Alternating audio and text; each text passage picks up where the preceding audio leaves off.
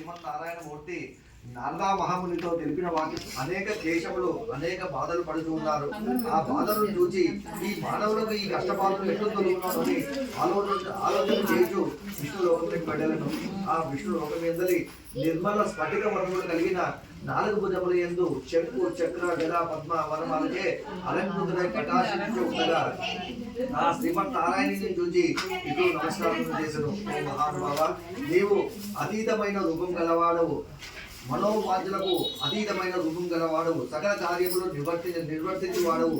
ఓ శ్రీమన్నారాయణ, నీకు భక్తితో నమస్కారములు చేస్తున్నానని ఇట్లు నమస్కారములు చేసను. అప్పుడు ఆ భగవానుడు ఆ నమస్కారములు చేసిన వెంబడే ఆ నారదా మహామునిని చూచి, ఓ నారదా, ఈ లోకమునకు వచ్చుటకు కారణమేమి?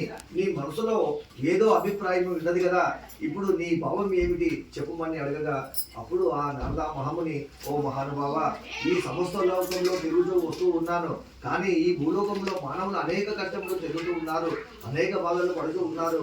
ఆ కష్టబాధలకు ఎట్లు తొలుగున వాళ్ళు కానీ ఆలోచించి మీ చెద్దకు వచ్చిన వాడైతే కదా అని తెలిపేసరికి అప్పుడు ఆ నారదా మహాముని మాటలు విని, ఓ నారదా, నీవు లోకహరితమై చక్కని విషయమును అడిగినావు కదా, నీకు నాకు గల స్నేహం వలన నేను బహిరంగము చేసేదానని ఇట్లు తెలిపను. ఓ నారదా, మహాపుణ్య కార్యమై మత్స్యలోకం యందు స్వర్గలోకం యందు దుర్లభమైనట్టే ఒక వ్రతం కలదు.